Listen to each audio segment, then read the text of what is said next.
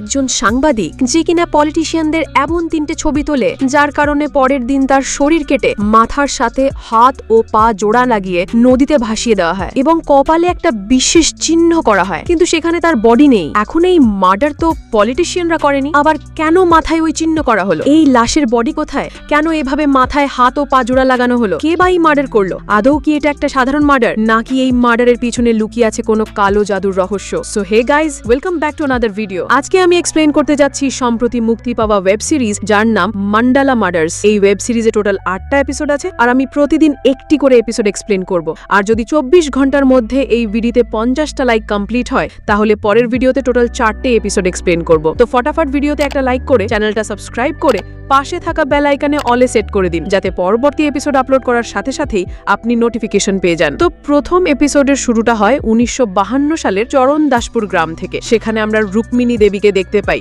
যিনি একটা বিশেষ যন্ত্র তৈরি করেছেন যার সাহায্যে রুক্মিণী একটা মানব দেহ বানানোর চেষ্টা করছিলেন, যেই দেহটা তৈরি হবে বিভিন্ন মানুষের শরীরের আলাদা আলাদা অঙ্গ জোড়া দিয়ে, মানে কারোর হাত, কারোর পা, কারোর মাথা, এরকম আর কি। এই কাজের জন্য রুক্মিণী ও তার লোকেরা বহু বছর ধরে অপেক্ষা করছিল, কারণ এই কাজটা করার জন্য একটা নির্দিষ্ট সময় লাগবে। আর আজ অবশেষে তারা সেই সুযোগ পেয়েছে। অন্যদিকে গ্রামবাসীরা রেগে আগুন, কারণ কিছুদিন ধরে গ্রামে অনেক মানুষ নিখোঁজ হয়েছে, আবার অনেকে মারা গেছে, আর তাদের ধারণা এইসব রুক্মিণীর কালো জাদুর ফল। তাই রুক্মিণী ও তার তৈরি করা বিশেষ যন্ত্র আর সঙ্গীদের ধ্বংস করে দিতে চায়। এই খবর রুক্মিণী আগেই পেয়ে যায়। একদিকে গ্রামবাসীরা তার দিকে এগিয়ে আসছে আর এই দিকে রুক্মিণীর হাতে সময় প্রায় শেষ।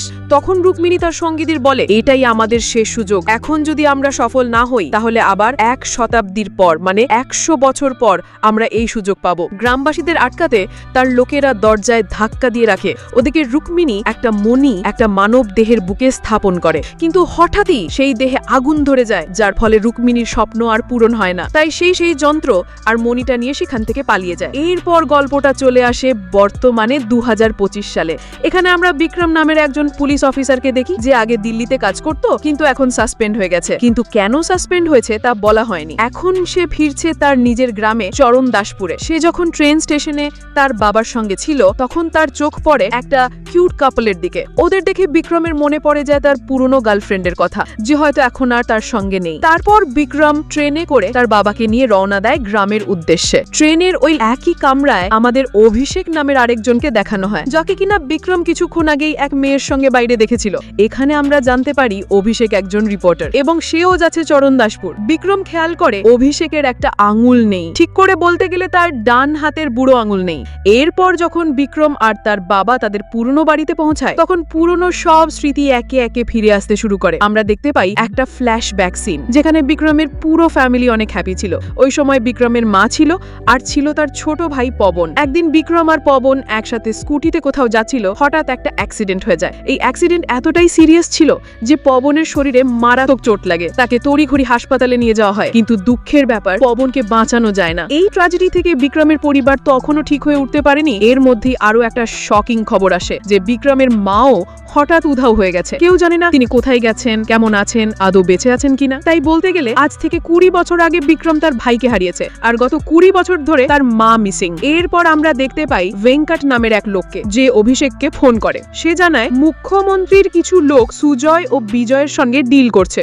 এই খবর শুনে অভিষেক তৎক্ষণাৎ সেই জায়গায় চলে যায় যেখানে এই ডিল চলছে। সেখানে গিয়ে সে ছবি তোলা শুরু করে। জানা যায় সুজয় ও বিজয় মুখ্যমন্ত্রীর লোকেদের সঙ্গে 30 কোটি টাকার ডিল করছে। তারা বুঝে যায় কেউ তাদের ছবি তুলছে আর তাদের নজরে পড়ে যায় অভিষেক। ওরা তৎক্ষণাৎ অভিষেকের পেছনে ধাওয়া করে, কিন্তু ভাগ্য ভালো অভিষেক কোনোভাবে বেঁচে যায়। পরের দিন আমরা দেখতে পাই প্রমোদ সাহানিকে, যে বিক্রমের চাইল্ডহুড ফ্রেন্ড। দুজনেই একে অপরের খুব ভালো বন্ধু এবং আমরা জানতে পারি সাহানিও একজন পুলিশ ইন্সপেক্টর। সে খুব খুশি কারণ বিক্রম সাসপেনশন হয়ে গ্রামে এসেছে, এখন দুজনে একসাথে সময় কাটাতে পারবে। এই সময় আমরা দেখতে পাই বিক্রমের বাবা নদীতে স্নান করছিলেন। ঠিক তখনই হঠাৎ একটা ডেড বডি ভেসে আসে তার কাছে। এই বডির কপালে ছিল একটা চক্রের মতো চিহ্ন আর মুখের সাথে অন্য কোনো লোকের কাটা হাত আর পা লাগানো, মানে এখানে টোটাল 3টে মানুষের শরীরের অংশ আছে। এই দৃশ্য দেখে বিক্রমের বাবা ভয় পেয়ে যায়। যেহেতু বিক্রম আর সাহনী দুজনেই পুলিশ অফিসার, তাই তারা নিজেদের ব্রেন কাজে লাগায় এবং তখনই বিক্রম ওই চক্রের মতো চিহ্নটা দেখে চমকে ওঠে, কারণ সে এই চিহ্নটা আগে কোথাও দেখেছিল। সে তৎক্ষণাৎ বাড়ি ফিরে যায় আর তার মায়ের পার্স থেকে একটা কয়েন বের করে। সেই কয়েনেও ছিল ঠিক ওই একই চিহ্ন। রাতে বিক্রম আর সাহনী একসাথে বসে এই ব্যাপারে আলোচনা করে। বিক্রম বলে, আমি সব সবসময় আমার মাকে খুঁজতে চেয়েছি, কিন্তু আমার মনে হতো বাবা কখনো মাকে সিরিয়াসলি খোঁজেনি। এখন মনে হচ্ছে হয়তো মা নিজের ইচ্ছেতেই হারিয়ে গেছে। তখন শাহনি বলে, আমি তো তোর বাড়িকেই আমার সেকেন্ড হোম মনে করতাম, আজও করি। এরপর তারা সিদ্ধান্ত নেয় তারা এই কেস সমাধান করবে, কারণ এই কেসের সাথে বিক্রমের মায়ের হারিয়ে যাওয়ার সাথে কোনো না কোনো কানেকশন আছে। এরপর আমরা পরিচিত হই অনন্যা ভরদ্বাজ নামের একজন পলিটিশিয়ানের সঙ্গে, যিনি তার এলাকার যথেষ্ট ইনফ্লুয়েন্সিয়াল। তার পলিটিক্সের খেলাধুলো খুব ভালো করে জানা। এর সাথে আমরা দেখি অনন্যা ভরদ্বাজের স্বামী জয়রাজ ভরদ্বাজকে, যার শরীরের অর্ধেক অংশ প্যারালাইজড, মানে কোমরের নিচের অংশ কাজ করে না। কিন্তু জয়রাজের জিভ একেবারে বন্ধ হয় না, সে প্রচন্ড কথা বলে। জয়রাজ আর অনন্যার মধ্যে একেবারেই বনিবনা হয় না, এবং জয়রাজ আসলে অনন্যার জায়গা নিতে চায়, কিন্তু শরীর অক্ষম হওয়ায় সেটা সম্ভব হয়নি। অতএব অনন্যার রাজনীতিতে দারুণ হাত রয়েছে, আর খুব শিগগিরই সে এমএলএ এর টিকিট পেতে চলেছে। এদিকে অভিষেক মৃত্যুর আগে যেই সব ছবিগুলো তুলেছিল সেগুলো সব পৌঁছে যায় প্রমোদ সাহনির থানায়। কিন্তু প্রমোদ যখন জানতে পারে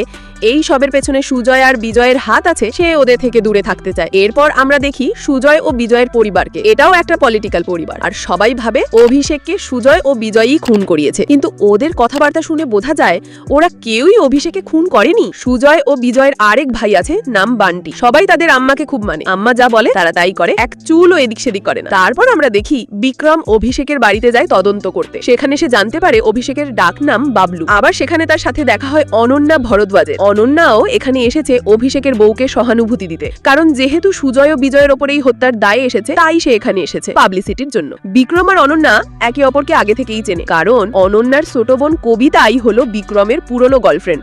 এখানেই আমরা জানতে পারি যে কবিতা কোমায় আছে। একবার এক ঘটনার ফলে কবিতা আর বিক্রম দুজনেই আহত হয়েছিল, যার ফলে কবিতা কোমায় চলে যায় এবং আজও সেরে ওঠেনি। তবে বিক্রম অনন্যাকে কবিতার সাথে পরিচয় হওয়ার আগেও চিনত। এরপর একদিন যখন অনন্যা তার অ্যাসিস্ট্যান্ট ভেঙ্কটের সঙ্গে কোথাও যাচ্ছিল, সে ভেঙ্কটকে বলে অভিষেকের খুনের দায়ে সুজয় আর বিজয়কে গ্রেফতার করাও, আর তাদের ছোট ভাই বান্টিকে খবর পাঠাও যে পুলিশ ওদের এনকাউন্টার করতে চলেছে। বিষয়টা এমন, বান্টি একটু উগ্র স্বভাবের লোক, তাই অনন্যা এই চালটা চাললো যাতে বান্টি পুলিশের উপর হামলা করে, আর এতে করে সুজয় আর বিজয় পলিটিক্যাল লাইফে দাগ পড়ে যায়। আসলে সুজয় ও বিজয় হচ্ছে অনন্যার একমাত্র বিপক্ষ দল। এরপর পুলিশ সুজয় আর বিজয়কে গ্রেফতার করে যখন ওদের থানায় নিয়ে যাচ্ছিল, তখনই একটা গাড়ি আসে, যে গাড়িতে বান্টি বসে আছে, এবং সে সুজয় ও বিজয়কে বলে পুলিশ আজ তোমাদের এনকাউন্টার করতে চলেছে। এই কথা শুনে সুজয় বিজয়ের লোক আর পুলিশদের মধ্যে গুলির লড়াই শুরু হয়, আর এই গোলাগুলিতে এক কনস্টেবল মারা যায়। এরপর আমরা দেখি অনন্যা ভরদ্বাজকে যে সোজা মুখ্যমন্ত্রীর কাছে চলে যায়। মুখ্যমন্ত্রী জানে সম্প্রতি পুলিশের উপর হওয়া এই হামলার পিছনে আসল মাস্টারমাইন্ড অনন্যাই। তখন অনন্যা মুখ্যমন্ত্রীকে কিছু ফটোগ্রাফ দেয় আর বলে এই ছবিগুলো অভিষেক তুলেছিল তার মৃত্যুর আগে। এই ছবিতে সুজয় ও বিজয়ের সঙ্গে যে লোকটা ডিল করছে সে আপনারই লোক। 30 কোটির এই ডিল নিশ্চয়ই সে নিজের জন্য করছে না, আপনার জন্যই করছে। এখানে আপনি ফেঁসে যেতে পারেন। এই কথা বলে অনন্যা মুখ্যমন্ত্রীর দল থেকে এমএলএ টিকিট দাবি করে। এরপর আমরা দেখি রিয়া থমাসকে। সে সিবিআই এর একজন অফিসার। তার কাজের প্রতি সে খুব স্ট্রিক্ট আর দারুণ ইন্টেলিজেন্টও। যখন রিয়া কোনো কেস হাতে পায় তখন সে তার সবটুকু মনোযোগ দিয়ে সেই কেসে কাজ করে। সে টানা 15 থেকে 20 ঘন্টা পর্যন্ত কাজ করে ফেলে। এখন রিয়া অফিসে গেলে সে জানতে পারে তার প্রমোশন হয়েছে, আর এখন তাকে স্পেশাল অপস টিমে যোগ দিতে হবে, যেখানে তাকে শুধু রিসার্চ করতে হবে কেসের সম্পর্কে। কিন্তু এতে রিয়া একেবারেই খুশি নয়, কারণ সে আবার ফিল্ডে ফিরে গিয়ে কাজ করতে যায়। কিন্তু প্রায় 2 বছর আগে তার সঙ্গে এমন একটা ঘটনা ঘটেছিল যার কারণে সে এখন আর ফিল্ডে কাজ করতে পারছে না। সে প্রায়ই হ্যালোসিনেশনে এক মেয়েকে দেখতে পায়, যা তার মানসিক অবস্থা প্রভাবিত করে। তবে রিয়া চরণদাসপুরে অভিষেকের খুনের ব্যাপারে জানে, সে এই বিষয়টা নিয়ে ভালো রকমের স্টাডিও করেছে। এই কারণেই সে চায় এই কেসে সে কাজ করুক, এবং বসকে অনেক বোঝানোর পর সে পারমিশনও পেয়ে যায়। ওদিকে চরণদাসপুরে বিক্রম তার বাবাকে জিজ্ঞেস করে, বাবা উর্মিলা কাকির কথা মনে আছে? উনি আমাদের সাথেই থাকতেন, আর তার একটা ছেলে ছিল বাবলু, যার সঙ্গে আমি খেলতাম। ও এখন কোথায় আছে তুমি জানো? কিন্তু তার বাবা কিছুই জানতো না। তবে বিক্রম জানতো অভিষেকেরই ছোটবেলার নাম ছিল বাবলু, আর সেই বাবলুই ছিল তার খেলার সাথী। এই কারণে সে আর প্রমোদ চলে যায় অভিষেকের পুরনো বাড়িতে। সেখানে গিয়ে খুব বেশি কিছু না পেলেও তারা কিছু রক্তের দাগ খুঁজে পায়। এই থেকেই বোঝা যায় যে অভিষেকের দেহের অঙ্গ প্রত্যঙ্গ এখানেই কাটা হয়েছিল, এবং সেগুলো জোড়া দিয়ে নদীতে ফেলে দেওয়া হয়েছে। তার মাথায় সব অংশ জোড়া দেওয়া হলেও তার দেহাংশ অর্থাৎ ধরটা ছিল নিখোঁজ। এরপর দেখানো হয় 20 বছর আগের একটি দৃশ্য। জানা যায় যখন বিক্রমের ছোট ভাই পবনের অবস্থা খুবই সংকটজনক হয়ে গিয়েছিল, তখন বিক্রমের মা উর্মিলা কাকির সঙ্গে পবনকে নিয়ে চলে গিয়েছিলেন বরুণা জঙ্গলের দিকে। সেখানে বিক্রমের মা উর্মিলা কাকিকে বাইরে রেখে পবনকে নিয়ে একটা পুরনো বাড়িতে যায়, এবং সেখানে এক সাধুর সঙ্গে দেখা করে, যার কাছে ছিল একটি বিশেষ যন্ত্র, যাতে একটি বিশেষ কয়েন ফেলে মানুষ যা চাইতো তাই পেত।